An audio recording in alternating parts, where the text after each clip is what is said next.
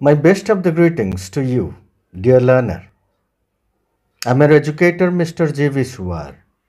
Welcome to my YouTube channel of schooling. In this conceptual lecture series, we'll discuss a very exam important topic today, organizational climate. ठीक है? और ये जो topic है, that will be the school climate here under school management. This topic in an educational context is very important in terms of appearing all sorts of teaching job, either in the classroom or in the policy chamber. Multiple choice questions discussed here, and the concept will surely help those who are appearing competitive exams or course completion programs. ठीक है, तो देखते हैं जो school management है. So what are the ideas we are going to cover in this lecture series. What is organisational climate वो देखेंगे. आर्जरिस, हाल्पिन and forehand उनके दिए गए जो इंफॉर्मेशन रिगार्डिंग स्कूल मैनेजमेंट या ऑर्गेनाइजेशनल मैनेजमेंट उसके ऊपर चर्चा होंगे.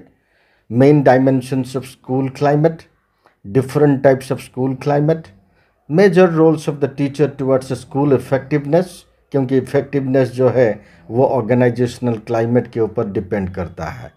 evaluation of school as a school organization. ठीक है, शुरू करते हैं. पहले तो हम देखेंगे what is the main aim of formal education. formal education क्या होता है? वो सिस्टमेटिक है. Formal education is systematic. It is curriculum based. Curriculum based, teacher directed होता है. Learning that happens with in an institution, जैसे कि स्कूल आपने अटेंड कर लिया, कॉलेज कर लिया, यूनिवर्सिटी चले गए, ये सारे है फॉर्मल एजुकेशन. उसका अपोजिट होता है informal education. Informal education means learning that results from your day to day activities. आपका एक्सपीरियंस हो गया XYZ के साथ, आपने मिलजुल लिया योर फ्रेंड के साथ, योर सीनियर के साथ, आपका वर्क कल्चर में आपने किसके साथ मिल लिया और वहाँ से कुछ सीख लिया, फैमिली से सीखा. लीजर टाइम में जो कुछ भी आप सीखते हैं उसको हम इनफॉर्मल बोलते हैं. दीज आर इनफॉर्मल, जहाँ लीजर टाइम पे हमको मिलता है. और फॉर्मल जो है दैट इज क्वाइट डिजाइंड, हम डिजाइन करके सीखते हैं. तो this is the very important point I want to introduce, that formal position में एजुकेशन का क्या एम है, because it is directly related to your organizational climate. To produce human beings who are able to appreciate the benefits of education. Education का कई सारे benefits होते हैं, वो फॉर्मल एजुकेशन से मिलता है बेनिफिट सारे. ठीक है, और फॉर्मल एजुकेशन और एक एम होता है contribute to development of the community in different spheres of life, से पॉलिटिकल, मोरल, सोशल, इकोनॉमिक और टेक्नोलॉजिकल लाइफ में आप कंट्रीब्यूट कर सकते हो through your formal education. Okay, अब देखते हैं age old benefits of group living. हम तो ग्रुप में रहना पसंद करते हैं, बिकॉज group living that gives us a chance to pull the talents. ये चांस क्रिएट करता है टू पुल द टैलेंट्स, एक जगह टैलेंट सारे को लाने के लिए.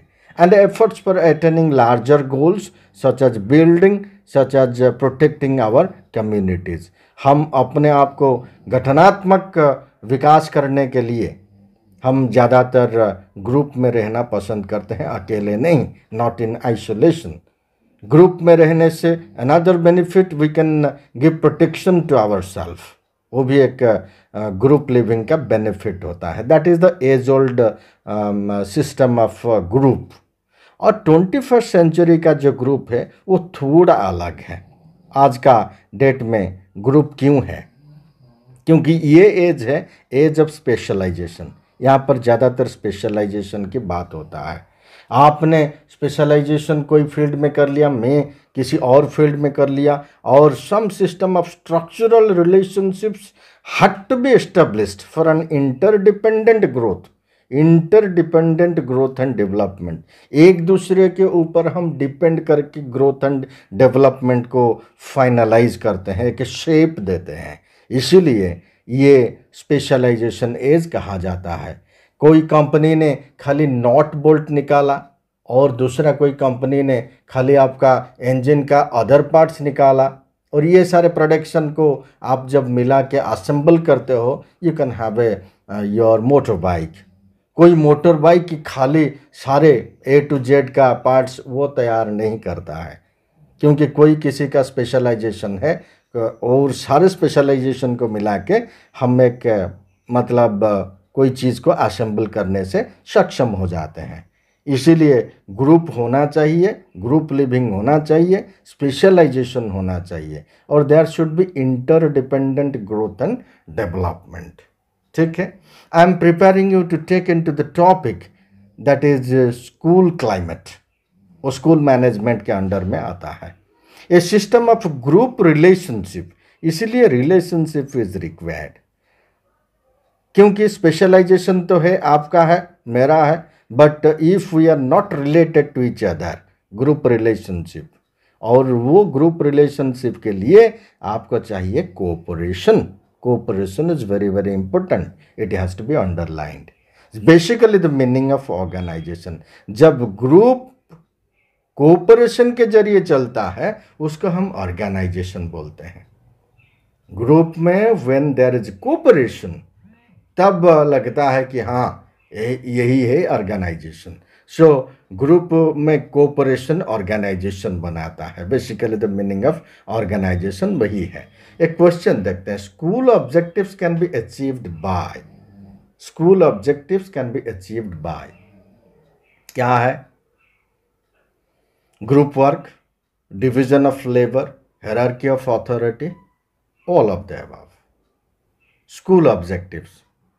Objectives or aim of the school can be achieved by all of the above.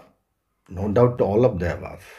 क्योंकि वहाँ पर ग्रुप वर्क होना चाहिए, division of decentralization of labour होना चाहिए, और हायरार्की ऑफ अथॉरिटी होना चाहिए, decentralisation of power.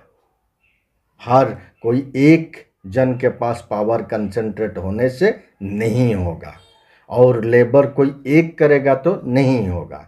It should be A group, division of labour, hierarchy of authority, ये सारी चीज़ होनी चाहिए। देखते हैं ऑर्गेनाइजेशन का डेफिनेशन क्या हुआ फिर। An organization is a social system, it is a social system, social system of cooperation, very important, is designed to enhance individual effort, to enhance individual effort at goal accomplishment।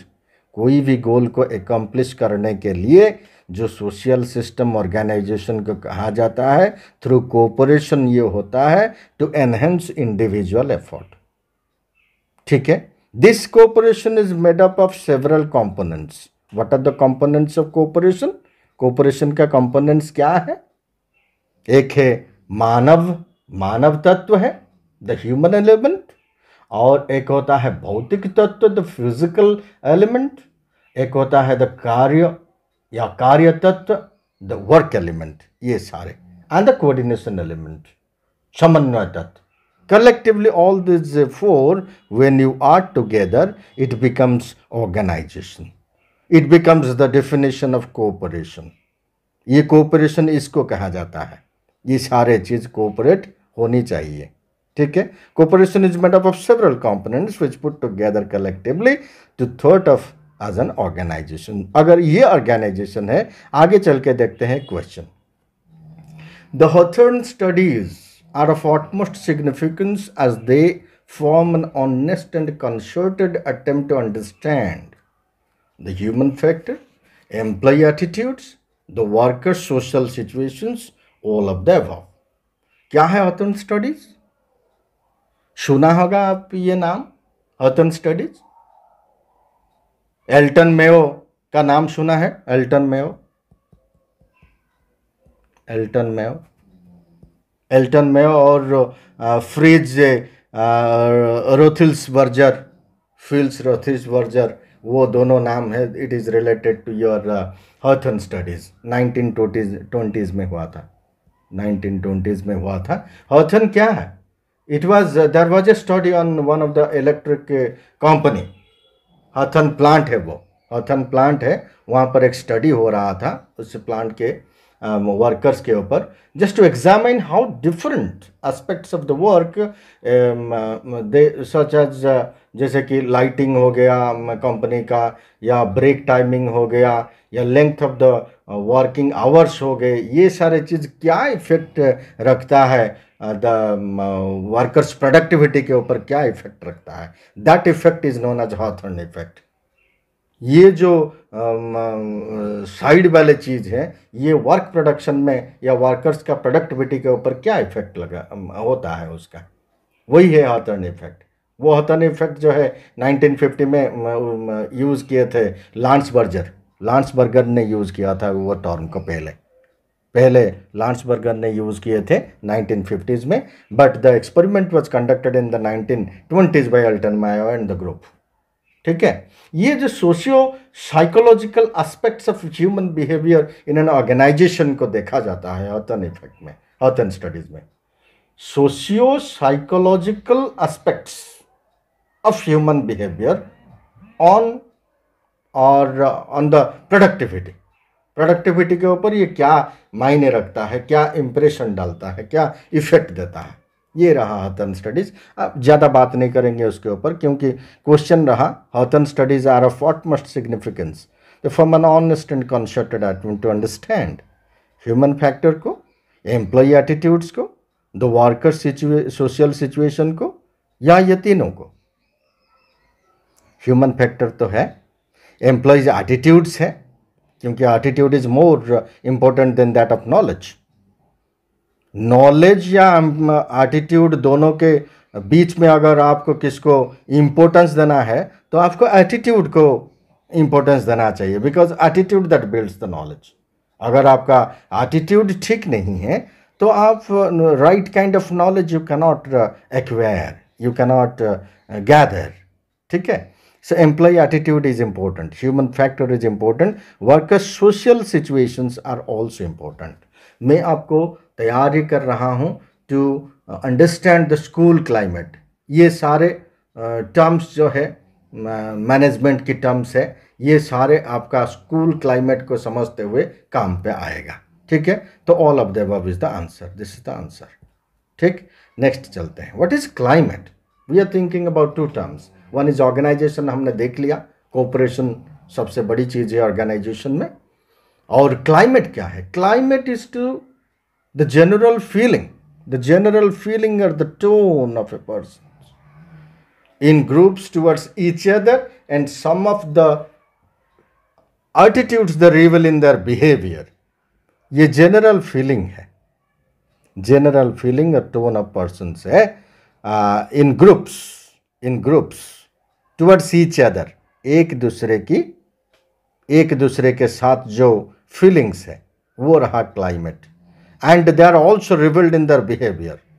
That is what climate in general terms. Organizational climate फिर क्या है? सीधी सी बात है, जो climate organisation में है वही organisational climate. We can see और वी कैन सेंस और फील. अगर कोई ऑर्गेनाइजेशन को हम जा रहे हैं, मानिए ऑर्गेनाइजेशन ए है, ऑर्गेनाइजेशन बी है, आपने ऑर्गेनाइजेशन ए को चला गया, देखा कि members are relaxed and at ease, और बॉस जो है वहाँ पर वो मतलब फॉर्मल टाइप का आदमी है. दैट मीन्स अथॉरिटी भी है, स्टेटस भी है. और आप दूसरे ऑर्गेनाइजेशन को चले गए, वहाँ पर देखे कि members they are in the greater tension. कोई किसी को देखता नहीं है, काम ही काम करता है. उसका लुक देखो, उसका स्पीच देखो, उसका वर्क कंडीशन देखो, वह वर्क स्टाइल देखो, ये सारे जो है कुछ अटपटा लग रहा है वहाँ पर. कुछ तो अलग है उधर. द बॉस जो है वो इनफॉर्मल है, without reducing the importance of his role in the system, very informal है. ठीक है. तो क्या हम देखते हैं, एक जगह बॉस जो है फॉर्मल होता है, members relaxed and at ease होते हैं, और दूसरा जगह देखते हैं कि ज़्यादा टेंशन में है सारे मतलब मेंबर्स, और बॉस जो है ही इज़ क्वाइट इनफॉर्मल। तो ये सारे हैं वी कैन सेंस और feel when we enter into an organisation. Atmosphere, वो दूसरी भाषा में एटमॉस्फियर, और एक भाषा अगर आप उसको लिखेंगे tone of the organisation, environment of the organisation, इसके नाम पे भी वो जाना जाता है।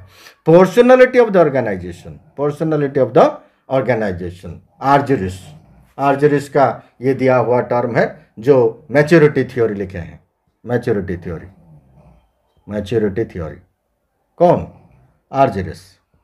मैच्योरिटी थ्योरी जो पर्सनैलिटी एंड ऑर्गेनाइजेशन के ऊपर उन्होंने दिया है, वो एक्सप्लेन करता है कि ह्यूमन नेचर एंड बिहेवियर कैसे मतलब रिलेट होते हैं। Persons development is processed along a continuous break of an immaturity situation to a maturity situation. That means maturity immaturity continuum जो है वो आर्जरिस का 1957 वाला मैच्योरिटी थ्योरी उन्होंने दिया है। मैच्योरिटी इमैच्योरिटी कंटिन्यूम हम उसको बोलते हैं। ऑर्गेनाइजेशनल क्लाइमेट, कॉर्नेल 1955, वो टर्म इनका है, ये टर्म इनका है। ये दोनों आप MCQs की मतलब एंगल से आप देख सकते हो। Personality of organisation, this is the term, और ये ऑर्गेनाइजेशनल क्लाइमेट, ये दोनों टर्म इन दोनों के हैं। आगे क्वेश्चन देखते हैं। School climate is based on the dash of members. क्या है? Perceptions, commitment, loyalty, image. School climate, school climate अभी हम, क्योंकि school is a social organisation, school is a social organisation, वहाँ पर जो कोई बिजनेस ऑर्गेनाइजेशन में जो जो चीज़ होते हैं यहाँ पर सारे चीज़ होते हैं, only except with a difference. वो डिफरेंस हम आगे बताएंगे, ठीक है? ठीक है, तो बोलिए ये इसका आंसर क्या होगा? इसका आंसर क्या होगा? Perceptions, angle of looking at things, मैं कैसे सोचता हूँ, कैसे देखता हूँ, इसके ऊपर बेस होगा स्कूल क्लाइमेट, या कमिटमेंट के ऊपर, या लॉयल्टी के ऊपर, या इमेज के ऊपर? डेफिनेटली कमिटमेंट के ऊपर। आपका प्रतिबद्धता इंस्टीट्यूशन के साथ वो डिसाइड करेगा मतलब स्कूल का क्लाइमेट कैसा होगा, because that is the general feeling of the tone of persons in groups towards each other. कोई स्कूल का एक दूसरे के साथ जो मतलब they are committed to each other for growth and development, वो रहेगा आंसर आपका, ठीक है? देखते हैं what is the difference between climate and culture. हमने क्लाइमेट देखा, कल्चर क्या है? Climate describes the shared perceptions of the people in A group और ऑर्गेनाइजेशन। एक दूसरे के साथ how do the share climate, the shared perceptions. और कल्चर जो है how people feel about the organisation, वो कैसे सोचते हैं regarding the organisation. Do they feel proud of being a part of that organisation or not?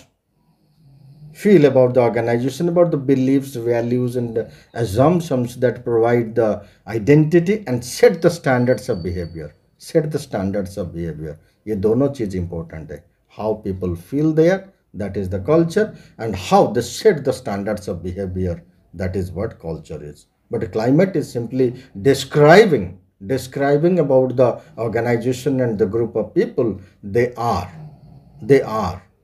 वो कैसे काम करते हैं, क्या करते हैं, ठीक है? ये सारे चीज़ को डिस्क्राइब करने से हम क्लाइमेट को समझते हैं, और हाउ पीपल फील उसको समझने के लिए हम कल्चर को देखते हैं, ठीक है?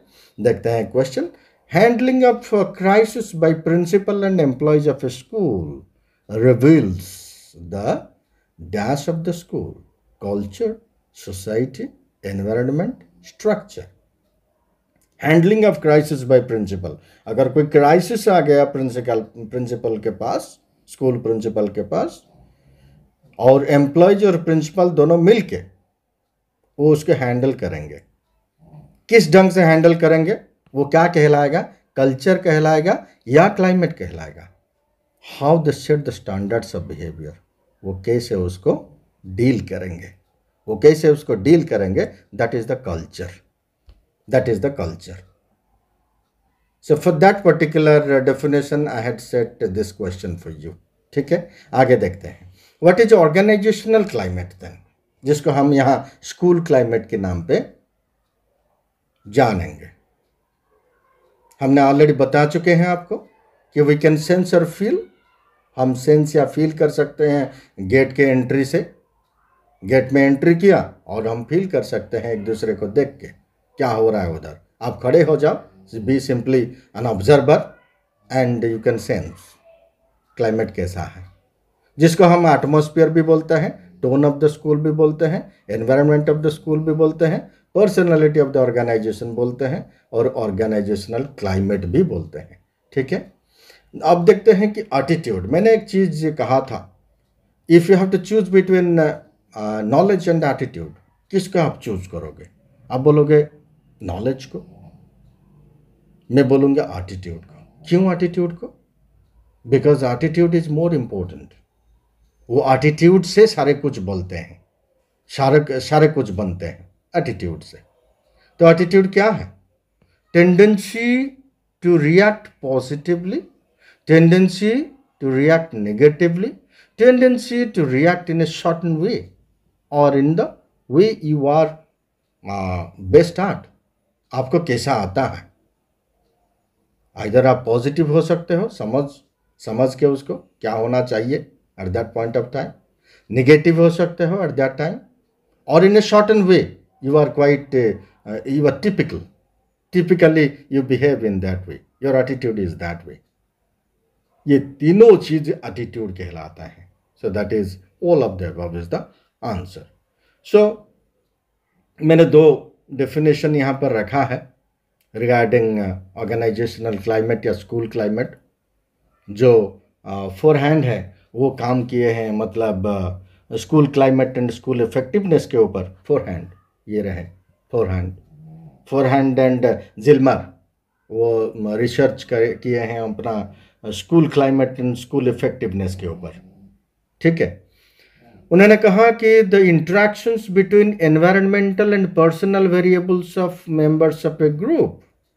This means it includes culture, समझा लिया आपको, स्ट्रक्चर द हायरार्की, सिस्टम मतलब the input the processing the output, कैसा इनपुट कैसा प्रोसेसिंग कैसा आउटपुट, और leadership behaviour and psychological needs. Psychological needs का मतलब autonomy, relatedness and competence. These are the leading drivers of employee engagement and job satisfaction. Employee engagement and job satisfaction के लिए socio psychological needs होना मतलब उसका fulfil होना जरूरी है of the members of the organisation. अगर ये सारे चीज़ कोई ऑर्गेनाइजेशन में ठीक ठाक है, उनके अंदर जो इंटरेक्शन हो रहा है उसको हम बोलेंगे ऑर्गेनाइजेशनल क्लाइमेट. Organizational climate. ठीक. और ऑन द अदर हैंड और एक डेफिनेशन है, डेलिकेट ब्लेंडिंग ऑफ इंटरप्रिटेशंस और perceptions by persons in the organization of the jobs or roles in relationship to others and their interpretation of the roles of others in the organization. The same चीज in the different language.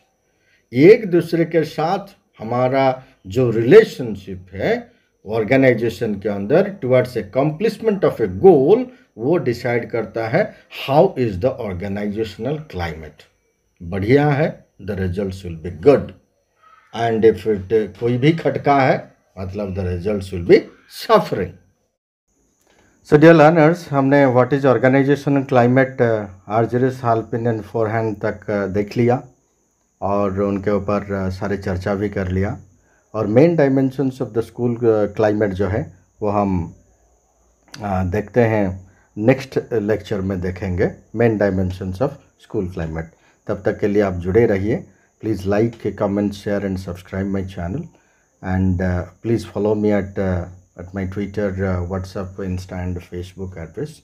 सो अगर आपको PDF का मैं PDF upload करता हूँ Telegram पे, मेरा जो टेलीग्राम एड्रेस है वो आप kindly join and follow me over there. So thanks for watching today's lesson. Thanks once again.